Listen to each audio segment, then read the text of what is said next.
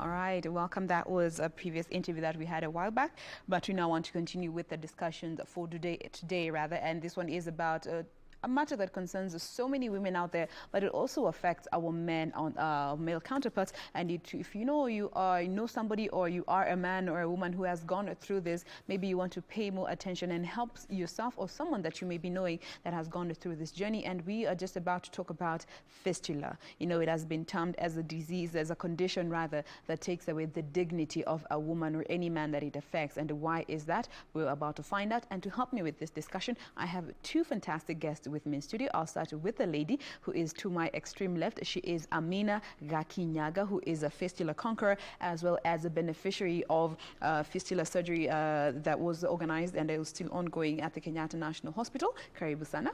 Asante. Karibu sana. And to my immediate left, we have Dr. Weston Khisa, who is a gynecologist and fistula surgeon working at Kenyatta National Hospital. Karibu sana. Asante sana.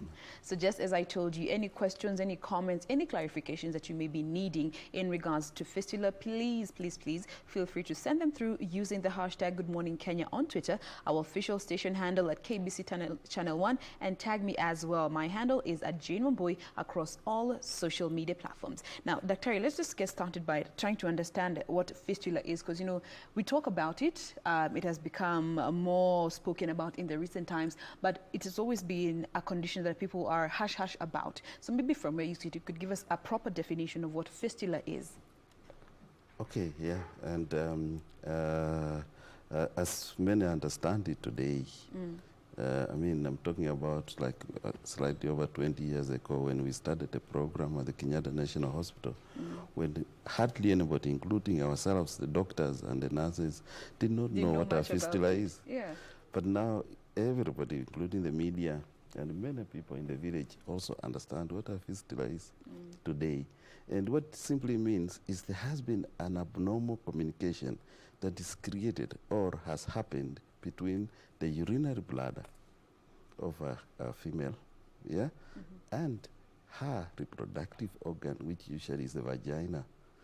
So with this communication, which has not been there, the woman loses the brakes to be able to control her urine, to be able to reach the toilet to pass urine.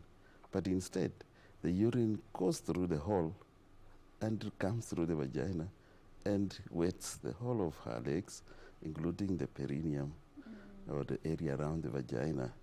And this is what fistula is. And sometimes it may be a little complicated that it also communicates with the rectum. And then the woman can then leak stool or gas, flatus, what we call flatus, through the vagina and outside.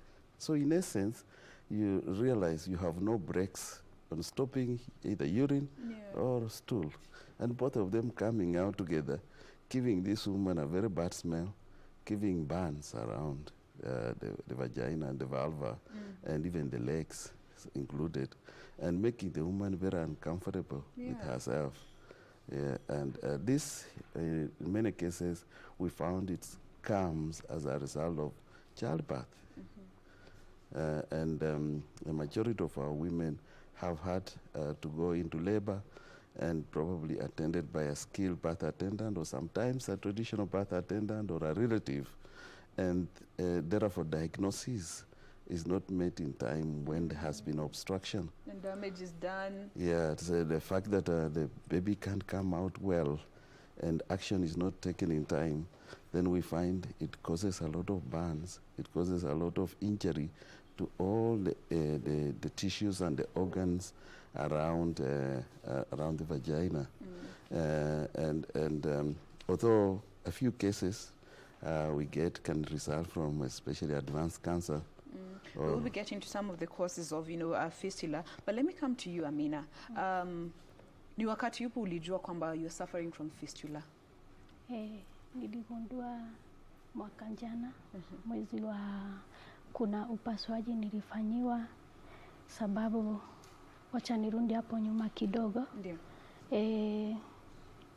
Hapo mwaka jana mwezi wa 10 ndio niligunduliwa ya kwamba niko na cyst kwa uterus. Ongeza nguvu kidogo, you're a conqueror. Yeah. Ndio. Nikaenda nikafanyiwa upasuaji. Okay. Sasa baada ya ile upasuaji nilipatikana niko na fistula, sababu walisema ile uvimbe ilikuwa kwa nyumba ya mtoto, ilikuwa nyumba ya mtoto imeshonwa kushikanisha na brada ya mkojo. Sasa vile walitoa ile uvimbe ilikuwa mahali pale, sikujua kabisa kama walinitafia na brada ama kuliendaje. Kutoka hapo ndipo nikaanza ile kumwagika kwa mkojo. Na nikaanza tu mara moja kufikiria vile naweza pata matibabu. Na wakati hiyo shida ilianza, ulijua ni nini shida ama ulikuwa unajua mambo yote kuhusu na fistula? Hapana. Ama after hiyo wakati ndio ulianza kusoma kujaribu kujua nini, kuona daktari hapa na pale? After hiyo wakati ndio ulianza kusoma zaidi? Ndio nilianza sasa kutafuta ni nini imeendelea. Na sikuwa hivyo. Na ni ukiongea na watu, wanawake wenzako, kuna ambao walikuwa wanakuambia ati inaweza kuwa ni uchawi, inaweza kuwa mambo sijui aina gani ambayo umerushiwa na watu? Hiyo ni kweli. Hiyo ni kweli. Kuna watu wengine utapata wanakuambia pengine umejihusisha na ile usirikina. Hii mambo si mambo ya kawaida, sababu hii unapita upasuaji leo, kesho tena uko mahali pale. Lakini sasa ile kitu yenye iko ni mtu aamini kuna Mungu na kuna hii ugonjwa iko na inaweza pata mtu yeyote na unaweza pona. Ndio. Now, doctor, what are some of the misconceptions that are out there about fistula that so many people confuse with, and it's actually fistula? Do you know, in the community, what we find is a lot of myths. Yes. And misconceptions. And a lot of ignorance. And this does not even touch the lay people in the village or a community. It also touches even people who have been to school. When people go to school, the teachers, the church, the health care workers, and across the field, there's a lot of misunderstanding about a woman who leaks urine, and especially after birth. If you look at the community side, they look at it like you have been bewitched, or that you were unfaithful to the partner or your spouse, or that there are certain things that you did, or some rights that were not followed. The lawyers will call it the spirits. You know, you have been attacked by spirits. And so, because of that, we have the woman suffering quietly in the community without even seeking advice on the medical side. And when they reach to the church, they can't join people because they have lost their humanness. Sense of self-esteem, confidence. Self-esteem is gone. There's no confidence. They're kind of isolated. So nobody wants to sit next to you because you're kind of smelly and you're wet. You can actually wet the whole bench in the church. When you go to hospital, if the people don't understand it, they're likely to throw you back and say, this is part of normal childbirth. And it's going to pass. Why are you fussy about it? And so you find that the women really are suffering, and they sometimes call you names. So, and this does not affect the woman alone, it even affects the whole family, the husband and the children. The children are also ridiculed in the school among their peers. And the husbands are ridiculed by their peers in the community when they're chatting. I have a story from Coast where one of the men was told, how can a real man spend a night in bed in water? A real man should come out and look for a drier bed. You can imagine that kind of. In Kisi, what I found, they call them very bad names. For example, the mungus. You know, the mungus as an animal smells a lot and goes around eating chicken and eggs. So this, and it's so isolated as an animal. So you find the woman is labeled as a mungus. Kinaminyonge, some kind of what, or stagnant, smelly water. You know, that kind of what makes the woman lose her sense of humanness. There's a lot of discrimination and stigmatization that comes with fistula. Completely. So you are dehumanized. Yeah. And that is what leads to these women to get depressed, to get stigmatized, to get isolated, to get mental breakdowns, Yeah. and want to commit suicide. No. I mean, let me hear kutoka kwako. Ulipitia ya mambo yote that comes along with the stigma ya fistula, ambapo watu they shun you away, wanakuita maneno, they give you all sorts of excuses na majina yote. Mimi vile niligundua niko hivyo, sikutaka sana kuingiliana na wanawake, sababu nilianza kujishuku. Unaona, ukiwa mahali pale unaweza ona kama watu wanagundua ile shinda ambayo uko nayo. Na wanakusema polepole. Na wanakusema polepole. Wanaweza sema ule ni mama wa kumwagika mkojo. Sasa unaona tu unaanza kubandikwa majina. Juu uko na ile shinda. Tena hiyo kitu unaona haibu hata ukiwa kwa mboma, sababu mahali pale watoto wanaweza ona mamu ni kama hayuko sawa. Majirani, hata kuenda kanisa unapata unashindwa ukiwa na ile shinda. Lakini mimi vile niliona hivyo, nilianza kuomba Mungu na nikaenda kwa daktari. Kuna hospitali moja iko karibu na Nyadona nyumbani. hapo inaitwa Kabete Gardens. Ninashukuru sana daktari anaitwa Oduok. Juu nilimwendea, nikamuuliza maswali 2 matatu, akapata kunijibu na akaniambia hiyo maneno inaweza kuna ile urekebishaji na bado utarundi ile uke wako. Yeye ndo alikusaidia kujua ni fistula. Sasa yeye ndiye alinisaidia, akanifanyia testi zote. Sasa akaniambia hiyo ni fistula, sasa tutajaribu vile utapata matibabu. Na ulichukua muda gani kabla uende kuona daktari? Nilichukua muda kama miezi 4. 4 months. Yeah. All right. Now, doctor, maybe we can quickly get to look at some of the causes that lead to fistula, especially obstetric fistula, for that really affects so many women. Now, maybe you could start with, let's start with just from her case after surgery. Yeah. So you might look at it this way. We have the community factors that precipitate the woman into getting a fistula. And we also have the hospital factors that can also predispose this woman to fistula. Then if you are at the hospital and you're looking at a woman who comes to you, there are 3 main causes that will lead to fistula. The first one being that it's because of childbirth. And it's the biggest cause. It's the biggest cause. So this lady has had obstructed labor.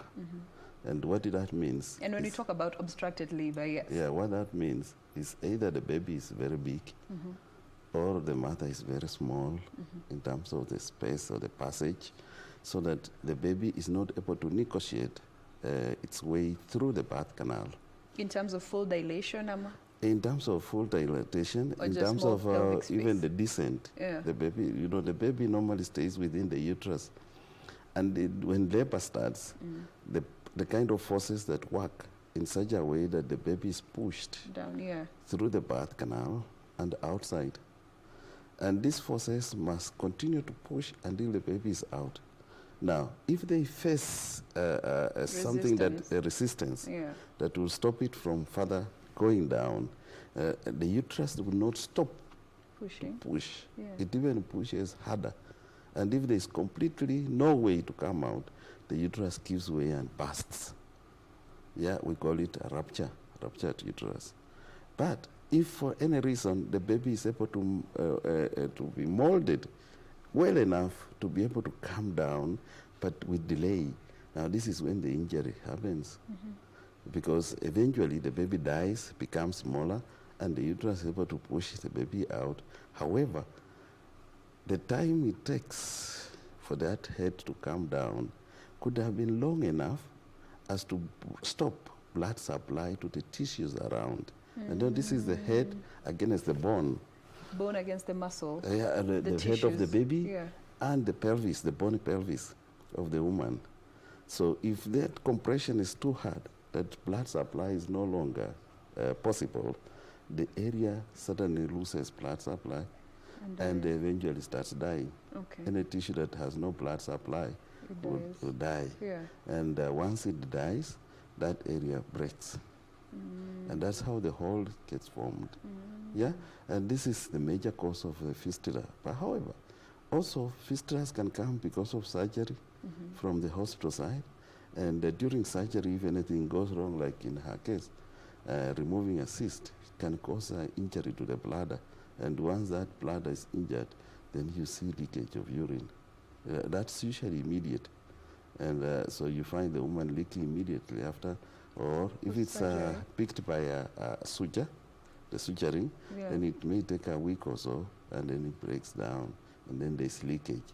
Then from the hospital still, you can look at it as from cancer, for example, an advanced cancer of the cervix or the bladder or the rectum can break down the tissues, and then the woman starts leaking, or radiation for that matter. The treatment for cancer can also break those tissues, and eventually there's a hole, and the woman is leaking urine or stool.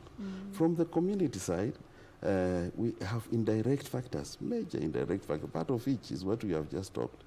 The fact that a decision is not taken, or a correct decision is taken late, for that matter, so the woman is not able to be monitored well and receive the proper and medical receive attention. the proper intervention by the doctors, because the only relief that woman can get is through surgery and a cesarean section to be able to deliver the woman, and then spare the bladder and repair the uterus, and then the woman is okay. But unfortunately, if that decision is not taken in time, or is taken but late, then we have a challenge. And you can see a range of factors from the decision being made. For example, who makes the decision, who takes you to hospital, how long it takes to get you to hospital, and even at the hospital, how long it takes for you to get proper management. There's so many factors. And it's an obstruction all the way. From the community, you obstruct the decision from making, you obstruct waste time. Yeah, taking the patient to hospital. Maybe there's no road, or there's no bridge, or there's no vehicle, and no money. Yeah, you can imagine all those things must be, and people must come and pray first, because these are spirits. In the process, you have taken too much time. That and the damage is going on. Yeah. So by the time you're reaching the hospital, maybe the distance, again, may be far, maybe 50 kilometers, and you're using a camel. You can imagine yourself in some remote parts of Kenya. There's no way you can reach hospital. Even if you have a car, you must use the camel or the horse, or I mean, or the donkey. The donkey, especially, yeah, because the sand cannot allow the vehicle to move. That's true. Now, just looking at the causes still, can sexually transmitted diseases and infections also lead to fistula forming? Yes, that's true. Yeah. Although it's in a smaller part, but it does. But it's also one of the causes. We have sexually transmitted diseases that can cause fistulation or can cause fistula formation, like, for example, the schistosomiasis. Yeah, and schistosomiasis can, like syphilis. Yeah, those things that can break the tissues down there, and one can get a fistula, diphtheria, measles. All those things can affect the mucosa and break down the mucosa and cause fistula formation. And just looking at the screen, we're going to run an image for you on the screen to just help you better understand which muscles that Dr. is talking about, that, you know, in terms of obstructed labor or delayed labor. That is the vaginal canal where, you know, birthing of a child happens, and that is where, when the child, there's obstruction, the head of the bone of the child's head presses against the pelvic bone, and it presses on the tissues, and the tissues get to die. Now, we'll be running some more images as we proceed on with the discussion. Now, there's also another cause that maybe you could tell us a bit about, and it's bowel disease. How much does that contribute to fistula? And maybe is there a different kind of fistula as opposed to obstetric fistula, which is the most common for most women? Then you have said it correctly. Obstetric fistula, the word obstetric means midwifery. So it has to do with childbirth. So when we say obstetric fistula, it has to be related to childbirth. If it's not childbirth related, then it's not obstetric. Or in a way, it could be obstetric related, but it's not directed due to obstetric reasons. For example, if you have obstructed labor and a cesarean section is performed, then there's injury to the ureter, for example, and you start leaking urine through the vagina, which is possible. Okay, this can be what we call obstetric, but surgery related. Yeah. You get it? Obstetric is the result, but the cause was not. No. Okay. Because of it wasn't because of real obstruction. Okay. Bowel diseases, and you talk about bowel, like for example, typhoid or salmonella infection, can also cause perforation of the bowel and cause a fistula. And then you find leakage of stool and flatus through the anterior abdominal wall or the abdomen. And that's a fistula still. Okay. And it's not obstetric at all. There are different kinds of fistula out there. Yeah, and we even have congenital ones where there's an abnormal communication because, one, a tissue was not completely sealed. So it has created a communication between one organ or one cavity into another cavity. And of course, either way, wherever it is, as a fistula must be closed. Yeah. And usually the closure is surgery. Surgery is usually the best and most effective cure that there is. Yeah. All right, now let's quickly look at, some of the symptoms and, that fistula presents itself with. Let me start with you, Amina. Before you went to hospital, the first incident that uliona ni kuleak mkojo. Any other symptoms ambazo zilikuja pamoja na hii condition ambayo you were not sure what they were? Hakuna ingine ilikuja. Hiyo ndio ilikuwa ile inakushtua kabisa. Ilikuwa tu ndio ilinistua. Juu nikiwa pale nilisikia tu na si ile heavy, si heavy. Kuangalia ngakuta ni maji, kaguza, kunuza, ninaona hii hapana. Kuna kitu imeendelea mbaya kwangu. Sasa hiyo ndio ilianza kunistua. Na ilianza how long after the surgery? Baada ya wiki kama 3. 3 weeks later. Yeah. So that means walishona pamoja na bladder. So when the stitches were off, all right. The holes now start leaking. It breaks down. Yeah. Yeah. Now, what are some of the other symptoms that, fistula presents itself with, apart from, leaking urine and gases or feces, which is the most common? Yeah. What are some of the other symptoms that come along with it? Okay, yeah, okay. Some of them are surgery related, others are directly related to urine. Yeah. If we concentrate on urine, for example, urine in itself has a way it comes out through the urethra. And that tissue is made or was constructed by God for that, to stand the acidity of that urine. Yeah. Now, if it spills over into tissues that were not meant to withstand that level because of acidity. This is dirty, it must be exhausted. It's an exhaust. It burns.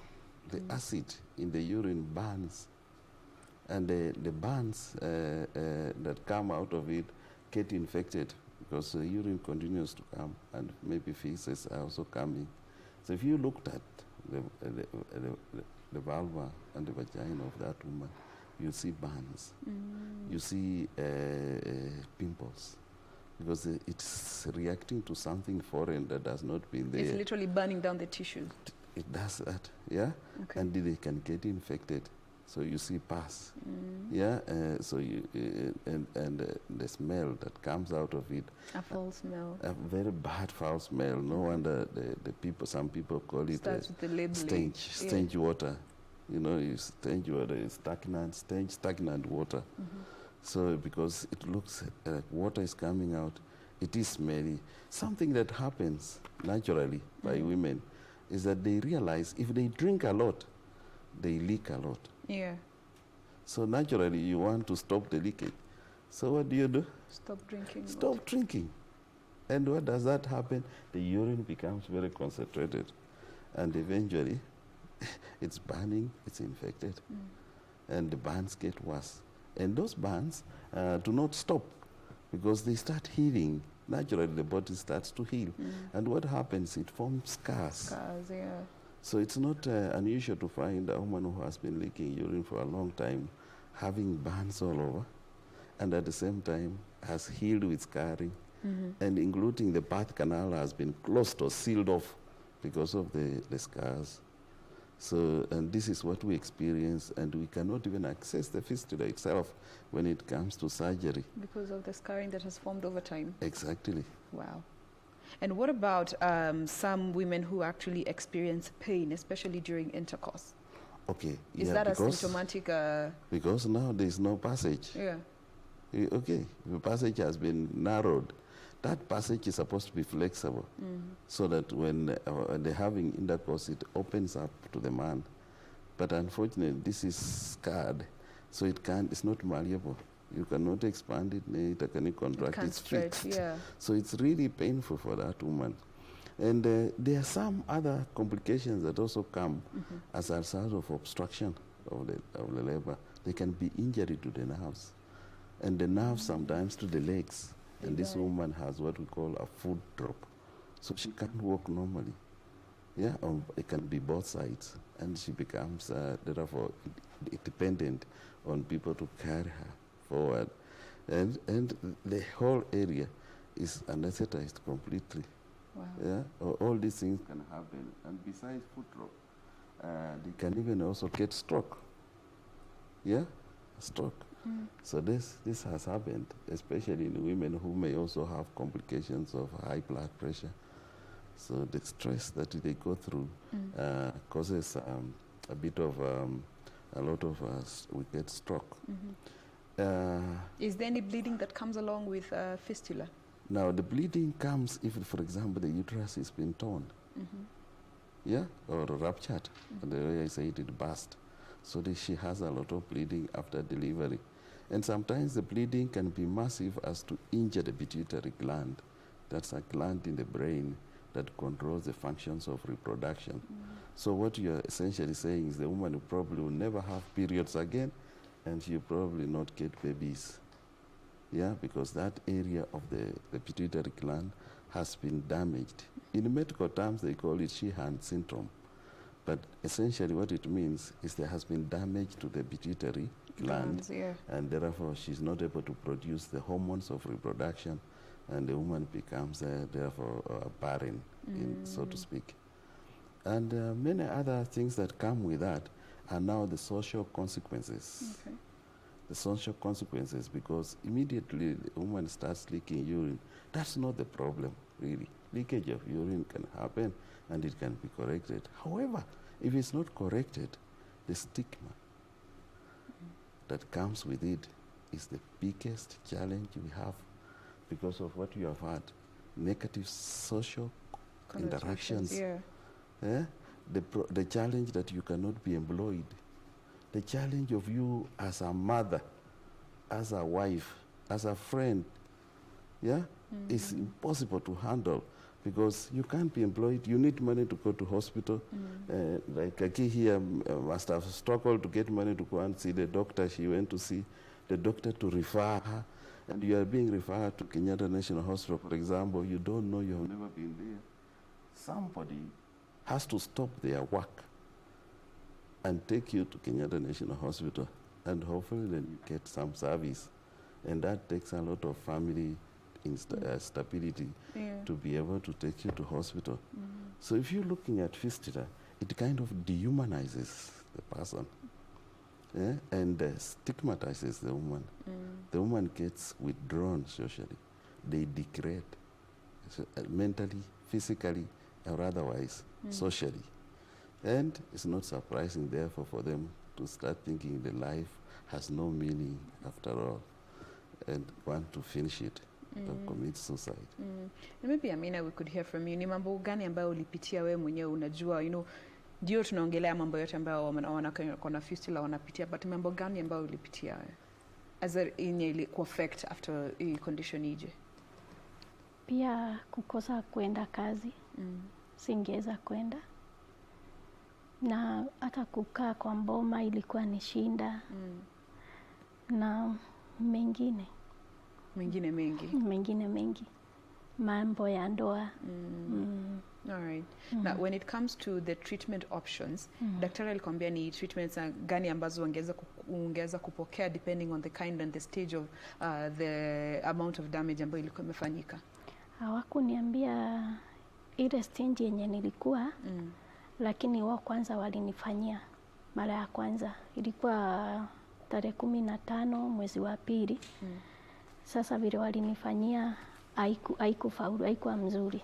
Walikufanyia operation ama mara ya kwanza ulifanyia operation? Mara ya kwanza ndio nilifanyiwa hiyo mwezi wa pili, tena nikafanyiwa ingine. Juu ya kwanza ilikuwa kutoa ile uvimbe. Sasa ingine ni ya kurekebisha. Hii sasa kumwagika kwa mkojo, hii fistula na suri. Sasa haikuwa mzuri. Mimi pale kidogo napenda kusikiza radio sana. Ndo nilipata kusikia wakitangaza kuna urekebishaji, watu wanaenda Makueni. Sasa mimi nikajichangamsha nikaenda pale Makueni, ndo nilikutana na daktari wangu pale na nikapata kutibiwa. Na this time ilitibiwa ikapona vizuri? Na vile nilitibiwa sasa nimepona kabisa. Okay. Sina hata shinda yoyote. Mimi niko sawa kama wewe. Amen. Yeah. Daktari, in her case, the first surgery failed. What was the reason? Or what are the probable reasons that resulted in the first correction having not worked? Like we said earlier on, that the only way you can solve the solution, the fistula, is through surgery. Is through surgery. But in this case, the first time it failed. Yeah. This surgery is not easy surgery. It's a difficult surgery. You need special training to be able to perform the surgery well. So if you have not been trained well, it's difficult to assume, however small the fistula may look, that you can close it. No. In fact, sometimes the smaller it is, the more difficult it gets. And the bigger it is, it might be easier for you to close because you can see it. The small fistula disappears. Or sometimes it has healed with a lot of scars that what you see is not the real picture. So the thing is, it's not surprising, therefore, that she underwent the surgical repair and it failed. And because sometimes the technique that has been used is not the proper technique. Yeah. And so you probably need somebody who has been trained in fistula closure to be able to help you adequately. We are not going to say we are 100%, isn't it? But at least an achievable success, which is acceptable by the World Health Organization, that this is what is acceptable as in any surgery. Because not all surgeries are 100%. Then the second thing that we face after surgery is the post-operative care. Yeah. So the surgeon could have done a good job, but proper post-operative care was not observed. In such cases, then the surgery fails. It's easy to blame the surgeon that the surgery has failed, but also that there is another group of things that should have, and also the nursing care that has not been appropriate to promote healing for that fistula. So you find it's a combination of things. One other thing that we noticed is also the drive of the patient. Yeah, the drive. Those who sexual believe. Drive? No, not necessarily sexual drive. The drive to heal or to achieve the positive mind. Yeah, in majority of the patient, we find surgery seems to be the option, and then they look at surgery like a miracle. And they put everything towards the miracle. Too much expectation. Yeah. The interesting is the fact that surgery cannot help restore the dignity of the woman. Yeah? It is only the start of the process of recovery. And once the fistula has been closed, the woman still faces hurdles. You notice she has been leveled. It is difficult to change the mind of the community that now the fistula is not there. For her to be able to be welcomed within the family, to cook for her babies. It's another journey. It's another journey. We face a lot of resistance. And women sometimes have tried to do what we call avoidance techniques. And what does that mean? It means they run away from where they were born or brought up, or they were married. They want to move afresh. start afresh somewhere else where there's less stigmatization. Yeah, so you find a woman has moved several kilometers and settled there quietly, trying to come to restore her dignity. Okay. Was that the case for you, Amina? After umeshafanyiwa surgery ya pili, it was successful, now the road to recovery. Hiyo ilikuwa vipi kwako? Kwangu iko sawa. Gaji kuna majukumu sijaweza kutimiza. Pole pole tu. Pole pole tu. So in terms of kukubaliwa back kwa familia, kwa society, marafiki, kazini, hiyo imekuwa vipi? Kazini bando kidogo. Familia kwenye nimezaliwa wako sawa. So they're helping you even along the journey to recover, especially mentally. Najua zinaanzanga na mentally in terms of acceptance, kujikubali wewe mwenyewe, kubali situation venye ilikuwa and moving on with life. Hiyo ni kweli. Na bando marafiki wananiambia nisijali. Yani unaona sasa wako wanataka kuzungumza pamoja na mimi, wanataka tukae pamoja na wao. Hivi vitu kama hizo. Kuna ambao walikuja kuanza kujaribu kujua ni nini ilikuwa shida, uweze kuwasaidia kujua more? Sijapata. Bado. Sababu penye nilipata kuama kama venye daktari amesema. All right. Now that you know you didn't know about fistula mbeleni, ikakuaffect ukaijua, you went through the journey, umepata matibabu, what more do you feel inahitaji kufanyika kuweza kusaidia wanawake wengine huko nje ambao hawajui fistula ni nini, yet ina affect wanawake wengi sana? Ile kitu ningelipenda kuomba sana wamama ni kitu ya kwanza ujikubali. Ile utajipata uko kwa hiyo situation, unajikubali. Kitu ya pili, usinyamaze. Zungumza. Hata Batimayo alipiga makelele mpaka Mungu akakuja kufanya nini? Kumponya ili aweze kuona tena. Kwa hivyo kama mama na pia wenye wako kwa marriage nao pia waume waelewe wale wanawake. Si ushirikina, si nini, hakuna si kitu uchawi, si mapepo. Si uchawi, si mapepo. Hiyo ni ugonjwa na inaweza affect mtu yeyote. At any time. At any time. Unajua ugonjwa ikikuja haipigi hondi, haibishi hondi. Inakuja tu inakukuta. Bora ni ujikubali na ukubali kwenda kwa matibabu, kuona daktari ili upate kusaidika. Okay. Now, Doc, fistula mostly affects women who are in their reproductive age? Exactly. Yeah? The majority of our women are young women.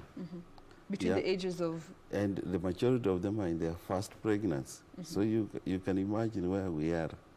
If I say young women in their first pregnancy.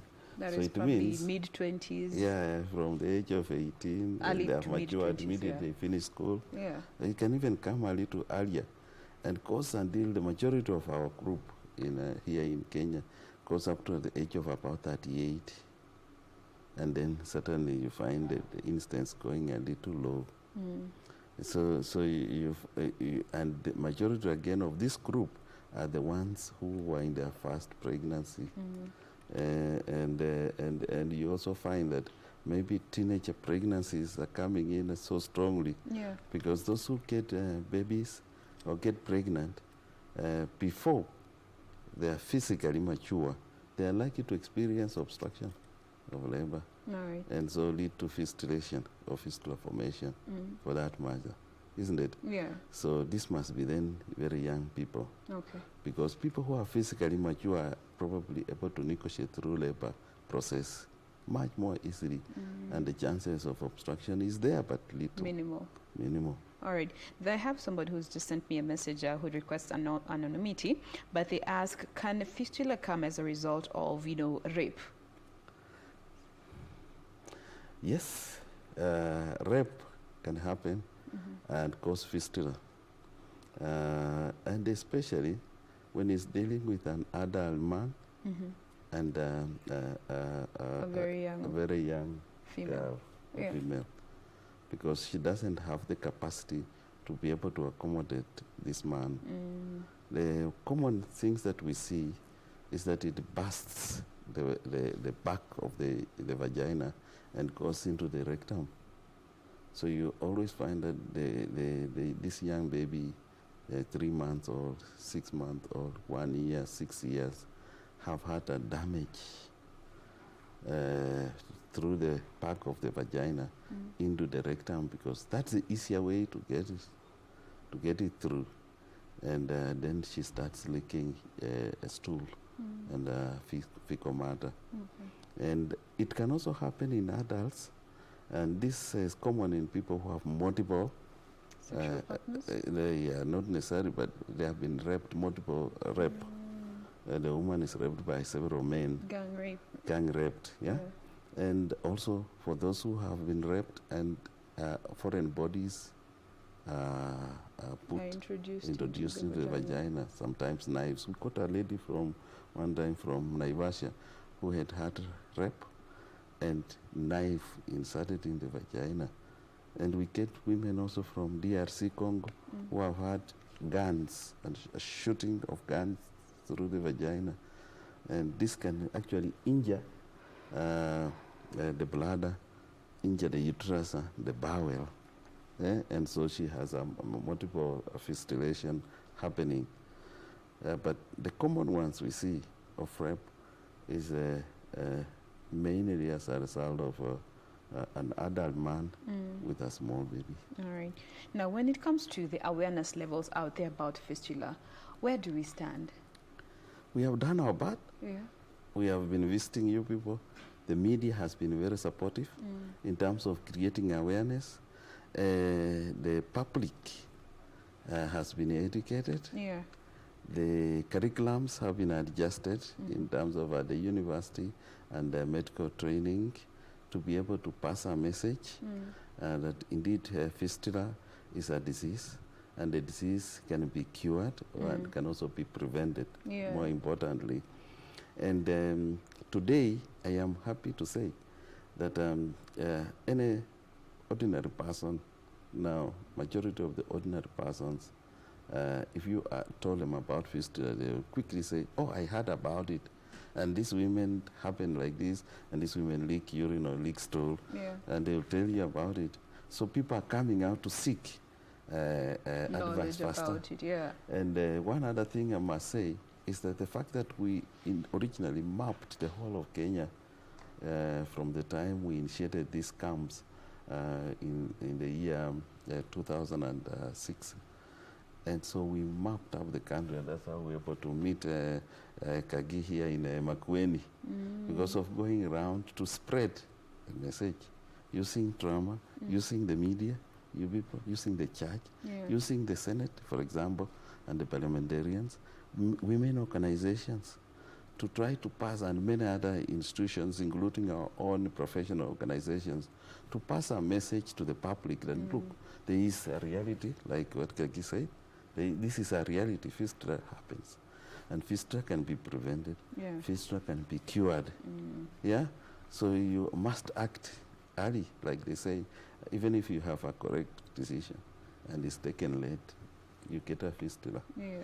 You cannot prevent women from getting pregnant or having sex in the first place. You can't. This is a natural thing. And they will get pregnant as a consequence. And then after pregnancy, we have a challenge.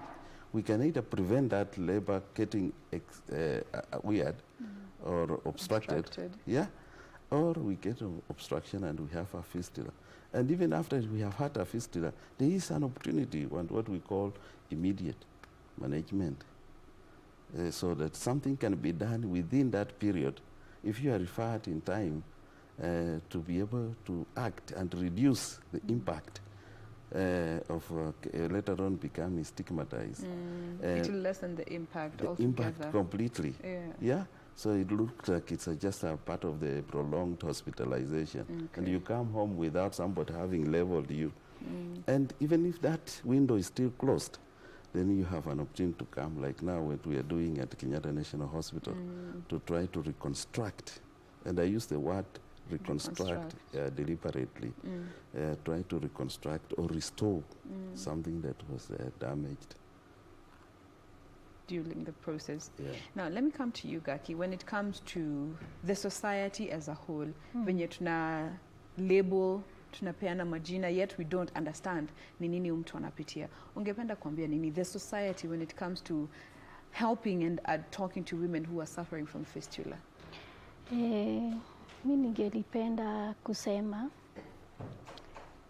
ukiona mama yoyote ama ni msichana ama ni mama mzee ama ile hinji yenye yako haijalishi, ugundua kona ile shinda, jaribu kumsaidia.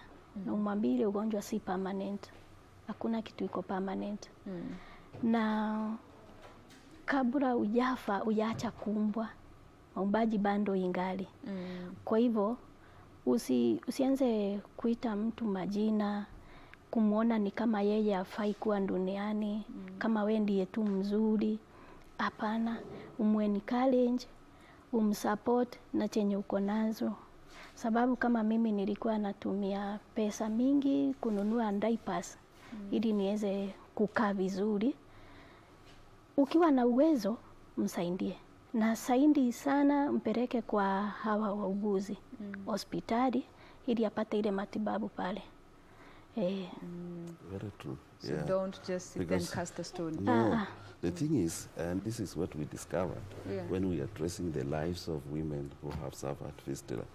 The thing is, and this is what the Americans, one American psychologist said, the tragedy of life is not death. However, what you let die within you while you are still living. So if fistula is going to kill you, the inside of you while you are still living, that's the tragedy. That's the tragedy of life. Yeah, indeed. So like what Gakii has correctly said, really, the reality is that fistula has occurred. That's we must face it. And then we take corrective measures towards alleviation or restoration of that woman back to dignity. As normal self. We also realize dignity is life. No, so don't, sometimes we talk about dignity and we think we are talking about something imaginable. But the thing is, dignity is life. The way you see me seated here, Gakii here, yourself is dignity, is life. So if it has been damaged by one thing or another, especially a fistula, you have lost it. So indeed, you are restoring life. We are not restoring anything else. We are restoring life. Because that thing that has died in you while you are still alive. All right. Now, maybe before we get to wind up the conversation, you could tell us a bit about the fistula correction that is happening at Kenyatta National Hospital, very briefly, and how women out there who do not have the financial capacity to be able to seek help otherwise, they can be able to be part of it. Yeah, we must really thank our supporters and donors that have come to help us to be able to mobilize these mothers to be able to come forth for a corrective surgery without payments. Yeah, we know that somebody else is paying somewhere, and particularly I must thank the donors that we have today who are helping us correct these women at Kenyatta National Hospital, including Flying Doctor Society, plus her partners, the Safaricom, and we were so saddened when we lost the CEO of Safaricom recently, and this was a passionate thing about women's health that Bob was really focusing on. Citizen Radio, or Royal Media for that matter, in terms of passing the message to the people, and so that they're able to come to us, because we are not able, these women have come from very poor backgrounds, they are not able to raise the money or even access certain things that in general people do access. Yeah, and then you find Royal Media using their stations have gone very far to reach the mashinani, and this is where the biggest problem is, to be able to reach, to bring us Kenyatta National Hospital, not to provide the personnel and provide the space for us to be able to serve these women. The University of Nairobi also providing technical support, and many other, UNFPA, UNFPA through African Medical Research Foundation, AMREF, are also part of the team that have come to ensure that reconstruction of these women goes on without them having to expend a lot of money which they can spare for something else. You have to decide whether you want to eat or go to hospital for something that is not killing you. Because in terms of mortality, you can imagine fistula is not going to kill you today. So a woman would rather feed her children or feed her family than seek medical attention seek medical for something advice. that isn't killing. If you have only 100 bob, Yeah. which one would you choose? At least the sponsors have given us an opportunity for these women to access that service. Now, you people giving us this airtime, we can't afford to pay for it. You can imagine, and this is causing a lot of awareness in the community. Yes. And so we are so happy and very thankful. I must say also that this is unique, whatever we are having at the Kenyatta National Hospital during these 2 weeks, and the routine services that we give the people after the camp. Because the camp is utilized as a way of mopping up people who have been waiting for long. You see, Gakii waited for 4 months. We want to mop up those so that we're able to capture those ones that are occurring currently, and we repair them as immediately as they come to reduce the stigma again. This particular camp is so special for us because it is sponsored locally. And you can imagine, that's a big step for us, that we are able to support our own services without having to seek support from elsewhere. Foreigners, Yeah. All right. So for me, I'm extremely happy that this is happening, and any woman today who has or is suffering from fistula can actually access this service. And how long will the camp be happening for? Okay, the camp usually lasts about 2 weeks because we are going to end at the end of this week. All right. But however, to reassure the public, this service continuously happens all year round. Okay. And a woman can access at a special fee, because a reduced fee. A reduced fee that can help her get the service whenever the need arises. All right. Now, Amina, before we wind up, maybe your parting shot to our viewers and all the other ladies and society as a whole, ungependa kuambia nini in terms of VTA medical camp and taking up the opportunity? Okay, mimi ningependa kusema kitu ya kwanza, nashukuru media yote wenye wamejitolea, na wamama nao wachukulie hii ikiwa mzigo kwao. Haijalishi wewe hauna hiyo shinda, jaribu kujua kijijini ni nani ako pale, kama ule mama ako sawa kama wewe. Na wewe mama, kama uko na ile shinda, usinyamaze ati wale wa mama watakuita majina, we ni mama kumwagika mkojo. Hapana, jitokeze ili uweze kupata usaidizi.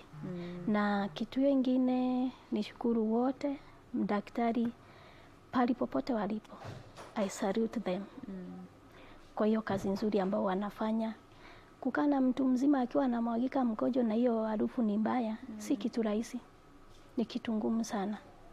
Sasa ninawashukuru wote, pia nyinyi na wale wote wamejitolea kwa hali na mali yao kusaidia hii matibabu ya fistula. Wote kwa jumla. Nawashukuru wote. Sawa. Thank you very much for being with us this morning. Asante kwa kuja to share with us your story and letting all the ladies out there know that there is treatment na kuna suluhu. Usinyamaze hapo ukufe na mashida. All right. Thank you, Dr. for coming through and helping also our viewers better understand what fistula is and the opportunities that are there, especially in terms of seeking medical intervention to try and alleviate the problem before it's too late. All right. Now, we have been speaking about fistula, and we do hope that you are better positioned to understand this condition and not label someone based on something that you do not understand, but you're better able to assist them, walk through that journey, and seek the medical attention that they actually need to be able to restore their dignity. You know, it's termed as a condition that takes away a woman's dignity. So be part of the journey that will help restore her dignity. And you know what? This world has a way of paying you back. You know, what goes around comes back around. Well, we have been speaking with Amina Gakii, who is the beneficiary of the fistula campaign that is happening at the Kenyatta National Hospital. Thank you once again. Okay, thank you too. To my immediate left, we have Dr. Wakasiaka. Khisa, who is a gynecologist and also a fistula surgeon working at the Kenyatta National Hospital. Asante sana. You're welcome. All right. Now that puts a cap on today's discussion, but thank you so much as always for being part of the journey. We do hope you enjoyed the show today as much as we did. Be sure to join us again tomorrow. We have fantastic interviews lined up for you tomorrow, so be sure to catch up with us from 6 a.m. all through to 10 a.m. for nothing but the best of breakfast shows. My name is Jen Wamboy. Do enjoy the rest of your viewing. Have a lovely day. God bless.